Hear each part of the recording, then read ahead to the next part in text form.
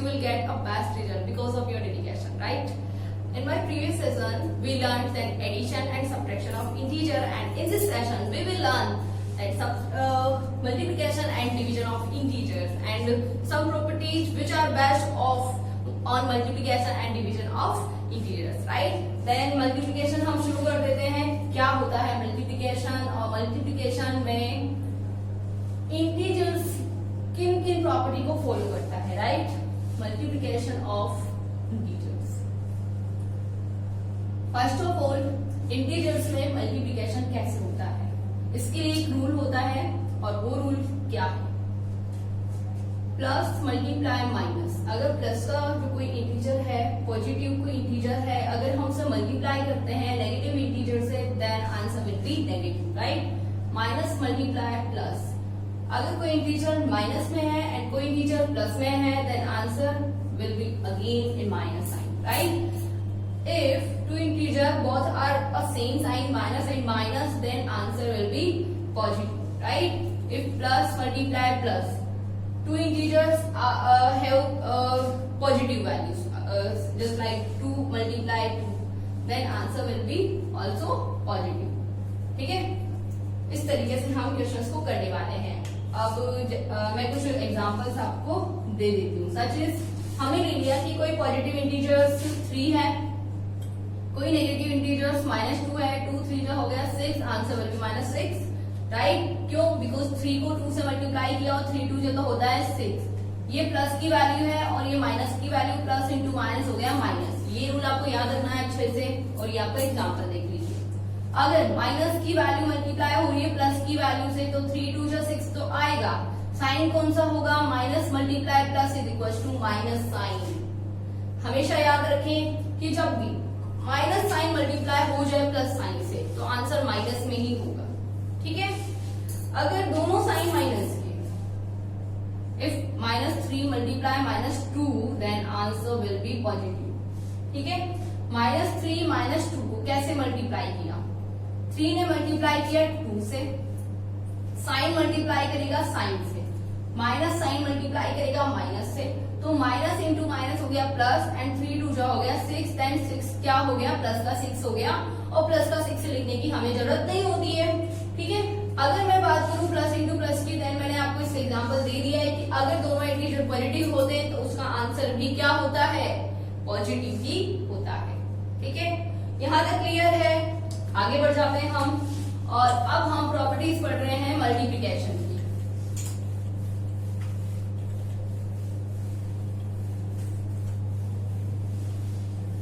Properties of multiplication.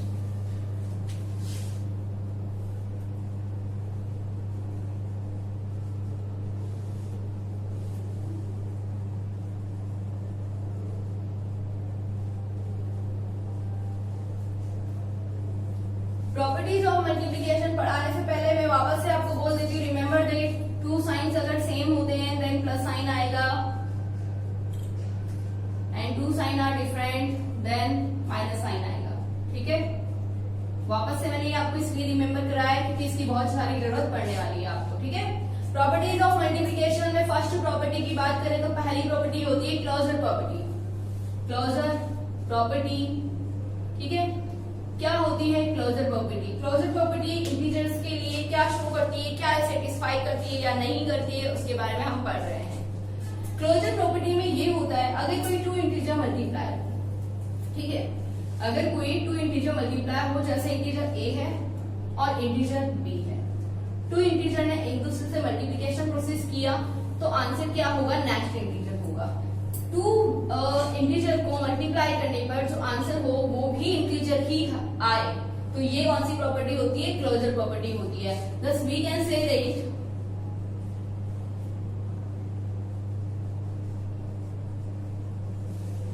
तो हम कह सकते हैं कि integers are closed under multiplication. Okay?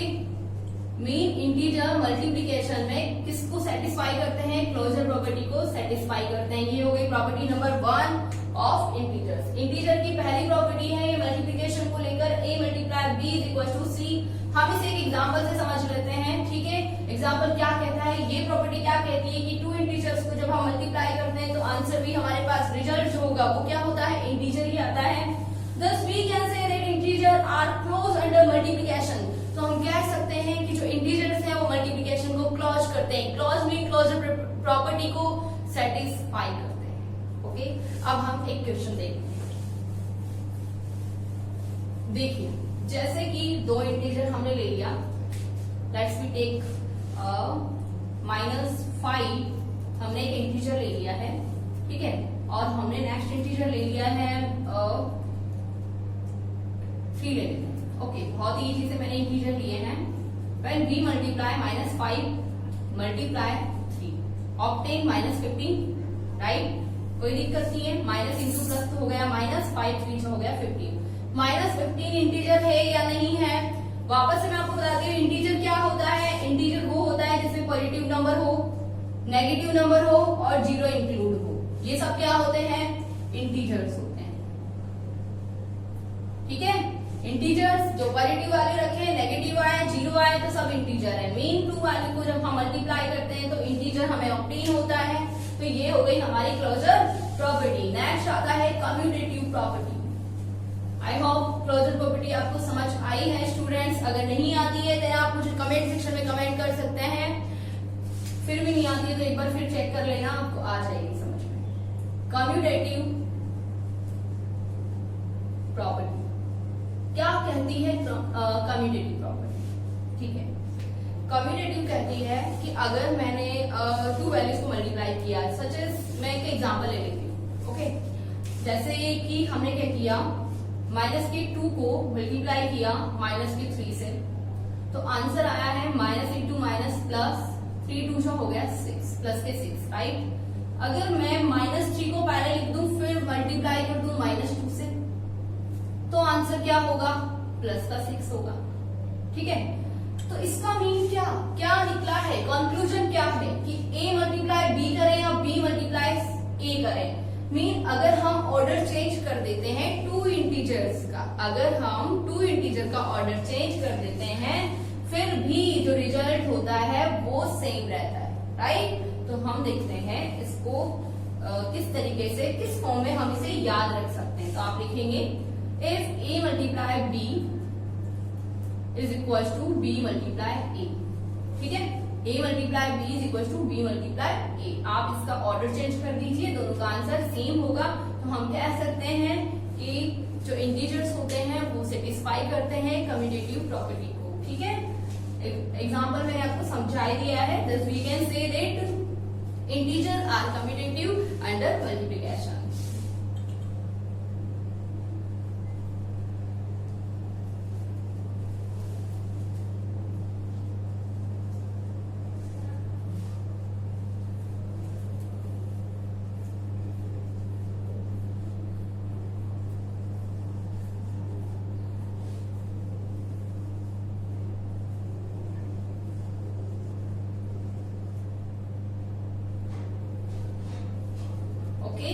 ये हो गई हमारी कम्यूटेटिव प्रॉपर्टी। इसका और अगर आपको एग्जांपल चाहिए, जैसे कि मैं आपको एक फ्रैक्शन वाला क्वेश्चन दे देती हूँ और उसका एग्जांपल से हम इसको शो करते हैं।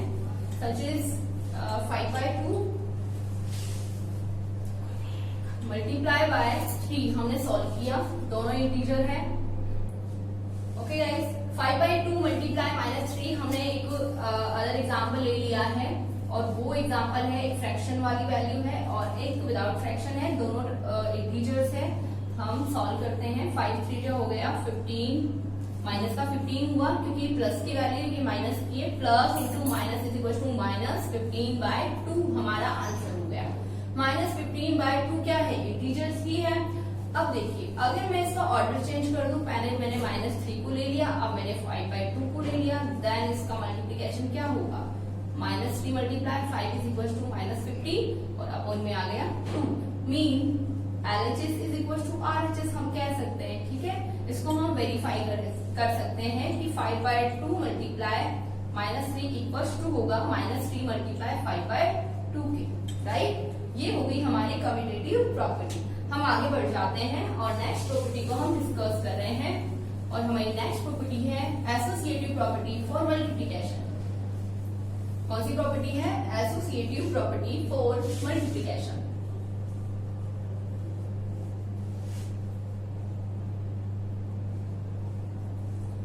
बहुत सारे बच्चे कंफ्यूज मत होना कि ये जो प्रॉपर्टीज है वो पहले पढ़ा दिए। प्रीवियस सेशन में मैंने जो प्रॉपर्टी पढ़ाई थी वो एडिशन और सब्ट्रैक्शन को लेकर थी, ठीक है। और आज के सेशन में जो मैं प्रॉपर्टी पढ़ा रही हूँ वो किसको लेकर है? मल्टीप्लिकेशन एंड डिवीजन टॉपिक को लेकर है। तो सबसे पहले हम किसके बारे में पढ़ रहे हैं? मल्टीप्लिकेशन के बारे में पढ़ रहे हैं। तो एसोसिएटिव प्रॉपर्टी मल्टीप्लिकेशन में क्या कहती है? देखिए, अगर हमारे पास दो 3 इंटीजर है ए बी सी। लेट्स हमने ले लिए 3 इंटीजर, ए कोई इंटीजर है, बी कोई इंटीजर है, सी कोई इंटीजर है, ठीक है। तो हम कैसे इसको लिख सकते हैं? ए मल्टीप्लाई बी। अगर मैंने 2 इंटीजर को मल्टीप्लाई किया, ए को बी से किया, ठीक है, पहले मैंने इन दोनों को मल्टीप्लाई किया, देन सी को मल्टीप्लाई किया, तो इसका जो आंसर आएगा वो इसके इक्वल होगा या नहीं होगा? किसके इक्वल? ए को मैंने छोड़ दिया, बाद में मल्टीप्लाई करूंगी, पहले मैं कर रही हूँ बी को और सी को, ठीक है। तो हम इसको रीड कैसे करेंगे? A multiply B then multiply C is equal to A multiply B multiply C, ठीक है। तो इसको एग्जांपल से हम ले लेते हैं कि जैसे हमारे पास कोई इंटीजर है -5, -3 एंड -2। मैंने तीनों इंटीजर माइनस में लिए, कोई दिक्कत नहीं है। इससे इसी माइनस साइन से मैं आपको एक और कंसेप्ट पढ़ाने वाली हूँ। देखिए कि ए है, बी है, सी है, ये हमने मान लिया है। अगर मैं क्या करती हूँ, -5 को मल्टीप्लाई करूं -3 से पहले और बाद में मल्टीप्लाई करूं -2 से, तो ये इक्वल होगा। किसके इक्वल होगा? -5 को मैंने छोड़ दिया, ये आपने आई होप लिख लिया होगा, ये आपको लिख लेना है, अपने नोट्स बनाने हैं, बहुत ही शानदार, क्योंकि ये जो टॉपिक चल रहा है वो हमेशा चलेगा आपके हर क्लास में, ठीक है। हर क्लास में आपके काम आने वाली चीज है। तो -5 इंटू -3 इंटू -2 लिख दिया, mean A into B then into C is equal to A multiply B into C, B multiply by C हमने यहाँ पे लिख दिया, राइट। तो हमें ये वेरीफाई करना है कि इसका आंसर और इसका आंसर सेम होगा या नहीं होगा। ओके, हम वेरीफाई करते हैं, बिल्कुल। देखिए आप, फोकस ऑन द बोर्ड। 5 3 जा 15, 5 3 जा 15। सबसे पहले माइनस साइन को मल्टीप्लाई कर देते हैं, -5 -3, माइनस इंटू माइनस हो गया प्लस, 5 3 जा हो गया 15, प्लस का 15 है, किसका 15 है? प्लस का 15 है। किससे मल्टीप्लाई हो रहा है? ये -2 से। हम एलएचएस सॉल्व कर रहे हैं। किसका सॉल्व कर रहे हैं? एलएचएस। अगर बच्चों आपको एलएचएस नहीं पता है तो ये लेफ्ट हैंड साइड और ये होता है RHS right hand side, right. तो एलएचएस हम सॉल्व कर रहे हैं। 5 3 हो गया 15, माइनस माइनस हो गया plus 15, multiply -2 is equal to 15 2 जो तो होता है 30, प्लस इंटू माइनस होता है माइनस, तो मीन एलएचएस हमारा क्या आया है? -30 आया है, राइट। अब ले रहे हैं हम आरएचएस को। किसको? आरएचएस। आरएचएस में क्या है? -5 को बाद में मल्टीप्लाई करना है, जो ब्रैकेट से बाहर है इसका मीन उसका नंबर बाद में आने वाला है, पहले हम इन दोनों को मल्टीप्लाई करेंगे। 3 2 जा तो हो गया 6, 3 2 जा 6, माइनस इंटू माइनस, मैंने बोला था जब दो साइन मल्टीप्लाई होंगे तो माइनस इंटू माइनस होता है प्लस, ठीक है। तो 3 2 जा हो गया 6, माइनस इंटू माइनस हो गया प्लस के 6 इज इक्वल टू, आप देखिए -5 इंटू हो रहा है प्लस के 6 से, तो प्लस इंटू माइनस तो हो गया माइनस, और 5 6 जब हो गया 30। ये हमने क्या सॉल्व कर लिया? ये हमने राइट हैंड साइड भी सॉल्व कर लिया। अब देखिए लेफ्ट हैंड साइड का आंसर -30 आ रहा है, राइट हैंड साइड का आंसर भी -30 आ रहा है, mean result remain same. Result दोनों के क्या आ रहे हैं? बिल्कुल सेम आ रहे हैं। Then we can say that LHS is equal to RHS and integers are integers are associative under multiplication. Integers जो है वो एसोसिएटिव होंगे किसके अंडर में? मल्टीप्लिकेशन, ठीक है। तो वैसे आगे बढ़ जाते हैं इस क्वेश्चन के बाद में। बहुत ही इजी क्वेश्चन है, बस आपको समझना है अच्छे से। ये नेक्स्ट जो प्रॉपर्टी है वो है डिवीजन पर। किस पर? डिवीजन पर।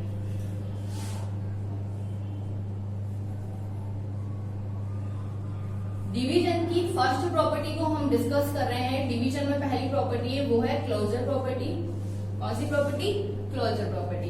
क्लोजर प्रॉपर्टी क्या कहती है? अगर ए ने बी को डिवाइड किया, अगर ए को इंटीजर है, बी को इंटीजर है, हमने टू इंटीजर्स को यूज कर लिया है ए और बी, तो क्या इन दोनों को डिवाइड करने पर हमेशा एक इंटीजर आएगा?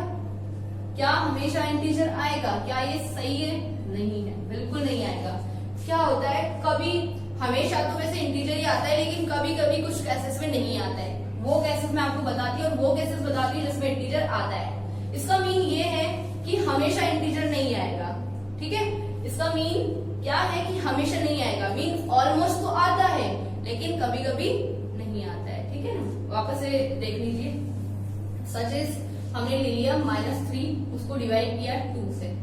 2 से अगर मैं 3 को डिवाइड करती हूँ तो आंसर आता है 1.5, यही आता है।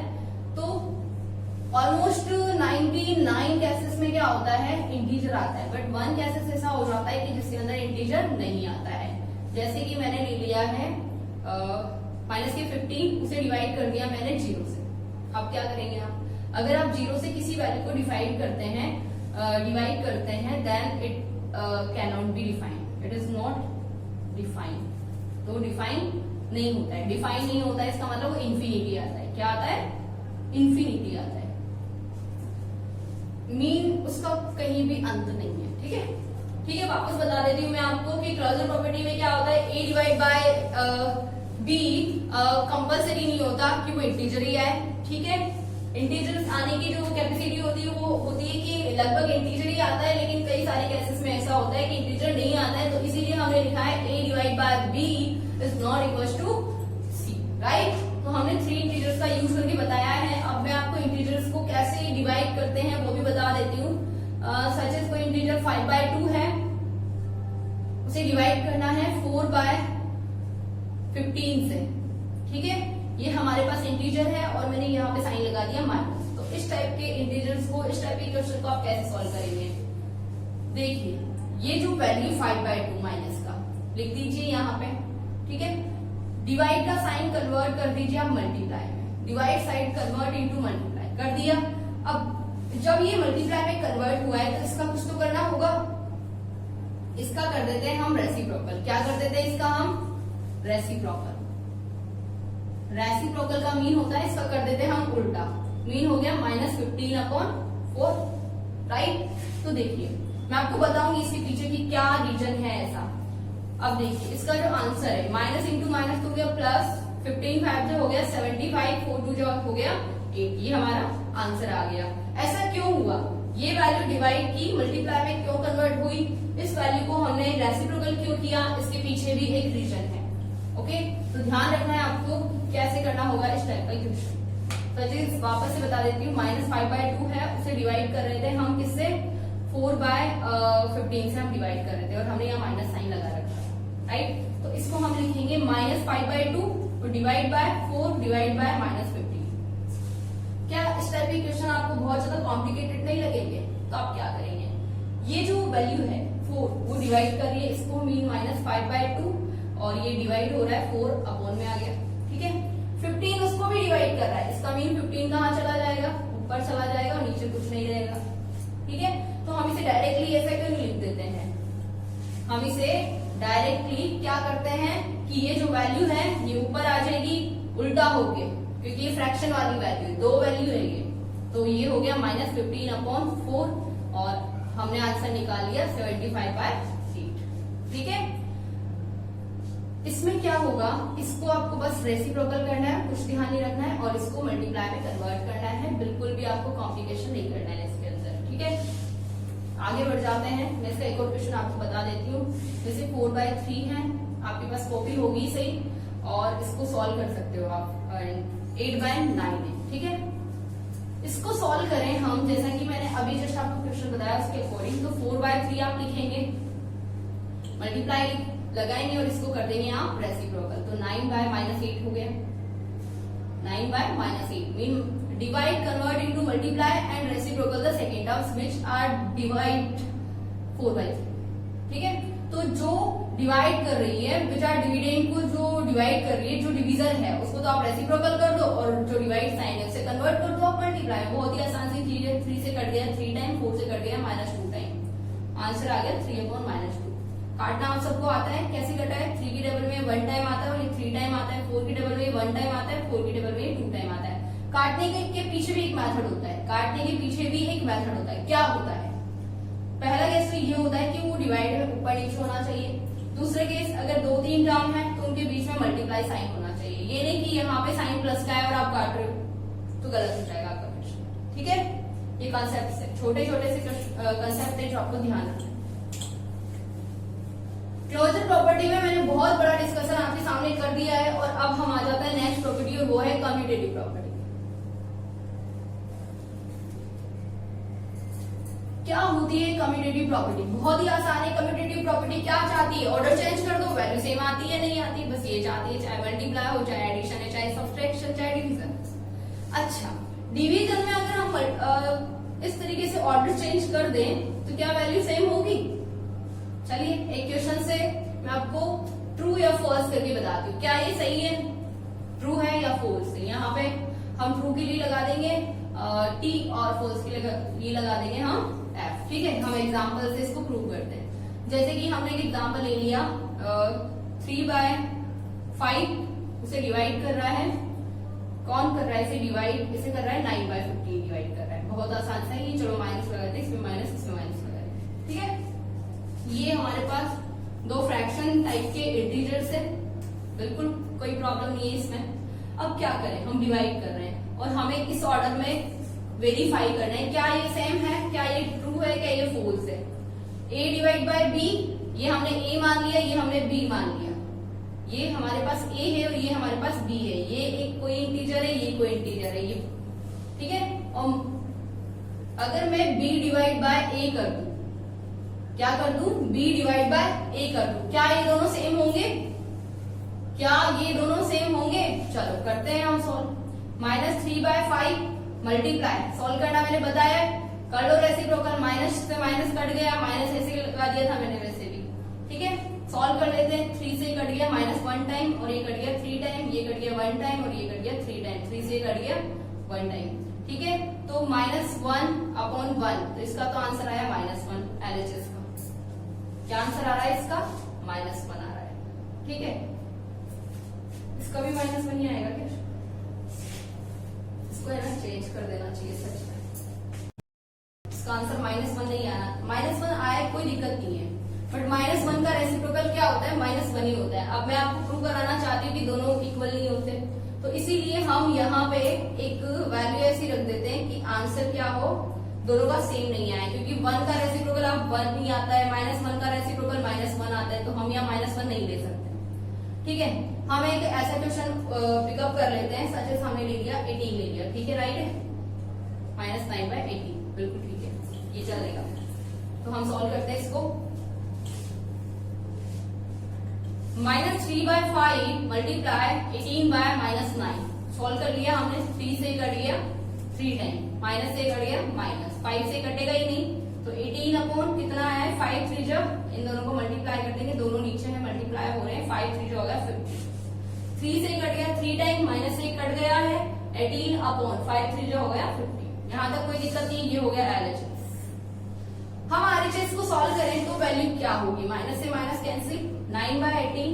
हमेशा पहली टर्म जो डिवाइड हो रही होती है वो ऐसी की ऐसी आएगी और जो डिवाइड कर रहा है उसको कर देना है रेसिप्रोकल। कर दिया रेसिप्रोकल, डिवाइड का साइन कर दीजिए कन्वर्ट इनटू मल्टीप्लाई, कर दिया बिल्कुल। ये हो गया -1 टाइम, 3 1 जा 3 और ये कट गया 3 टाइम। पहले आपको दिमाग में रखना है कि कौन सी वैल्यू कट रही है, ये दोनों कट नहीं रही है, कोई दिक्कत नहीं है। 3 को मल्टीप्लाई करेंगे 5 से तो होगा 15। ठीक है, और यहाँ पे हो गया 18 इंटू -1 इज इक्वल टू -18। अच्छा, यहाँ भी माइनस है क्या? यहाँ भी माइनस है और यहाँ 2 टाइम माइनस है, तो यहाँ पे कौन सा साइन आएगा? माइनस का साइन आएगा। देखिए यहाँ पे 3 टाइम माइनस है, इस माइनस से माइनस कट गया, ये वाला माइनस तो बचेगा ना, तो -18/15 इज इक्वल टू 15/-18। ठीक है, बहुत ज्यादा कचरा हो गया ये। तो इन दोनों का जो वैल्यू आया है इन दोनों का जो वैल्यू आया था -3/5 इंटू 18/9 को हमने सोल्व किया था, तो कितना वैल्यू आ गया था हमारे पास, ये आ गया था हमारे पास 18/15 और इसका सोल्व किया था तो माइनस का 15/18 वैल्यू आया था, राइट। अब देखिए ये LHS पार्ट क्या RHS के इक्वल है? क्या LHS RHS के इक्वल है? बिल्कुल नहीं है। तो इसका मीन क्या होता है, ये सेटिस्फाई नहीं कर सकता है, ठीक है। तो हम कह सकते हैं कि इंटीजर्स जो है वो कम्यूटेटिव प्रॉपर्टी को क्या नहीं करते हैं, सेटिस्फाई नहीं करते हैं। हम आगे बढ़ जाते हैं, तो आप ध्यान रखना कम्यूटेटिव प्रॉपर्टी क्या होती है डिवीजन के लिए, A/B is not equal to B/A, right. हम आगे बढ़ते हैं और एसोसिएटिव प्रॉपर्टी को यूज कर लेते हैं, देखते हैं बहुत ही आसान सा इसका क्वेश्चन। ये लास्ट प्रॉपर्टी है एसोसिएटिव प्रॉपर्टी, इसके बाद हम नेक्स्ट सेशन में पढ़ने वाले हैं। ABC हमारे पास 3 इंटीजर है, ABC हमारे पास 3 इंटीजर है। अगर A को डिवाइड किया B से, पहले डिवाइड किया फिर C ने डिवाइड किया, पहले इन दोनों ने डिवाइड किया, B ने A को, फिर जो आंसर आया उसे C ने डिवाइड किया, तो क्या वो इक्वल होगा A divide B divide by C के। चलो इसको भी हम प्रूव करते हैं, क्या ट्रू आंसर आएगा या फॉल्स आएगा, ठीक है। चलिए हम क्या करते हैं, अब हम बहुत ही आसान से ले लेते हैं, -3 ले लिया, 5 ले लिया और 6 ले लिया, ये हमारे पास 3 इंटीजर्स है। अगर मैं पहला इंटीजर ये A है, ये B है और ये C है, -3 को डिवाइड करा दूं किससे, चलो इससे मैं कर देती हूँ 6, इसे मैं कर देती हूँ 2, चलो ठीक है, इसे कर देते हैं -6, ये हो गया 3 और इसको कर देते हैं अपन, क्या कर देते हैं इसको 2 कर देते हैं, वैल्यू सेम आएगी, ठीक है। -6 divide by 3, A divide by B हो गया, डिवाइड बाय C हो गया। इसको सॉल्व करते हैं, क्या वैल्यू आती है। 3 ने इसको डिवाइड किया, 3 ने 6 को डिवाइड किया तो 2 आएगा, सही है। 6 में माइनस साइन है तो -2 हो गया, -2 ने 2 को डिवाइड किया तो कितना आ गया, -1 आ गया। इसको सॉल्व कर लेते हैं, इसको सॉल्व करेंगे तो A की प्लस पे आ गया -6 जो कि बाद में डिवाइड होगा, पहले कौन डिवाइड होगा B, उसे कौन डिवाइड करेगा, C डिवाइड करेगा। देखो ये B है और ये C है, ये B डिवाइड बाय C, ये A हो गया, ठीक है। बहुत ही आसान है, A डिवाइड बाय B हमने किया, 3 से इसको डिवाइड किया, -2 आ गया, फिर डिवाइड C किया, पहले हम 2 को करें फिर तीसरा उसको डिवाइड करेगा तो ये आंसर आया है। अगर हम पहले को छोड़ दें और दोनों को पीछे वालों को पहले कर दें तब क्या आंसर आएगा, ठीक है। तो -6 डिवाइड बाय 2 जब 3 को डिवाइड करता है तो 1.5 आता है, 1.5 अगर 6 को डिवाइड करेगा तो वैल्यू कितनी आएगी, बहुत ही ज्यादा अजीब सी वैल्यू आएगी, -1 तो नहीं आएगी ना। तो इसका मतलब क्या हुआ कि A divide by B divide by C is not equal to A divide B divide by C। Mean क्या हो गया, इक्वल नहीं होगा। पहले अगर इक्वल साइन था तो आप क्या लगाओगे कि इक्वल नहीं होगा, अगर नॉट इक्वल साइन है देन आप लगाओगे यस इक्वल नहीं होगा, ठीक है। यहाँ तक ये प्रॉपर्टी भी आपको समझ आ गई है कि किस तरीके से आपको क्वेश्चन सॉल्व करने हैं। वापस से मैं आपको बता देती हूँ कि क्या होता है इस प्रॉपर्टी में, A divide by B divide by C is not equal to A divide B divide by C, ठीक है। अभी एक आंसर आया था -6/1.5। इस टाइप के क्वेश्चन को आप कैसे डिवाइड करते हो वो भी मैं आपको बता देती हूँ। पॉइंट को आप हटाएंगे, जब पॉइंट हटता है तो वो उसकी ऑपोजिट डायरेक्शन में ऊपर चला जाता है। पॉइंट के बाद एक नंबर है, पॉइंट हटा तो 1 0 आ जाएगा, मतलब 10 आ जाएगा। 10 कहाँ चला गया, ऊपर। अब पॉइंट को भूल जाओ, पॉइंट है ही क्यों, क्योंकि हमने पॉइंट को हटा दिया। वापस बता देती हूँ, पॉइंट हटाया तो इसे लिख सकते हैं अपन 15/10। 1.5 को हम क्या लिख सकते हैं, 15/10, ठीक है। तो 15/10 लिखने की बजाय 10 कहाँ चला जाएगा, ऊपर चला जाएगा, ठीक है। 5 और इसे काट देते हैं, 5 की जगह से 3 टाइम और ये 2 टाइम, ठीक है। -6 इंटू 2 अपॉन में आया 3 से कट गया ये, -2 टाइम, 2 जो हो गया -4। तो इसका आंसर कितना आया है, -4 आया है। तो अगर पॉइंट्स वाले क्वेश्चन आपको नहीं आते हैं, पिछली क्लास में जाओ और पढ़ो डेसिमल्स की वैल्यू को कैसे सॉल्व करते हैं, राइट। आगे अब हम क्या करते हैं, थोड़ा सा होमवर्क दे देते हैं आपको, ताकि आप घर पे बैठ के थोड़ी सी प्रैक्टिस कर सको और अपने आप को परफेक्ट बना सको, ठीक है। होमवर्क लेके आई हूँ वैसे मैं आपके लिए। होमवर्क क्या है आज के बच्चों के लिए, चलो ठीक है, मैं ऐसी आपको दे देती हूँ। Do yourself question 1, simplify the following ठीक है। क्वेश्चन मैंने दे दिया पहला आपको कि अगर दो इंटीजर है -3 मल्टीप्लाई -2, ठीक है, इसको डिवाइड करना है आपको। किससे डिवाइड करना है आपको? इसको -3 से डिवाइड करना है। नेक्स्ट -14 मल्टीप्लाई 6 डिवाइड बाय 3, ये आपको सॉल्व करना है। चलो इस बार ये वाला नेक्स्ट वाला माइनस बना देंगे। ए मल्टीप्लाई बी 3 ले लिया -2, ठीक है, ये आपको सॉल्व करना है। ठीक है, इसको माइनस ही कर देते हैं। नेक्स्ट ले लेते हैं हम डिविजिबिलिटी का, such as -15 divide by 3 divide by -5, ठीक है। वन मोर क्वेश्चन, चलो इसमें वेरीफाई दे देते हैं। वेरीफाई करना है आपको। क्या वेरीफाई करना है? वेरीफाई एसोसिएटिव और एसोसिएटिव अंडर मल्टीप्लिकेशन के अंदर आपको एसोसिएटिव वेरीफाई करना है। क्वेश्चन, इसका क्वेश्चन यहाँ देख लीजिए। 3 मल्टीप्लाई -6 मल्टीप्लाई -9 क्या इक्वल होगा 3 मल्टीप्लाई -6 मल्टीप्लाई -9 के, ठीक है। ये क्वेश्चन है। 3 इंटीजर है कौन? ए की वैल्यू यहाँ पे 3, बी की वैल्यू -6 एंड सी की वैल्यू है -9। सॉल्व कर लेना इसको आप, और सॉल्व करके मुझे कमेंट सेक्शन में आप सेंड कर देना, ठीक है। पढ़ाई करिए अच्छे से। Okay, well done, thank you, bye bye.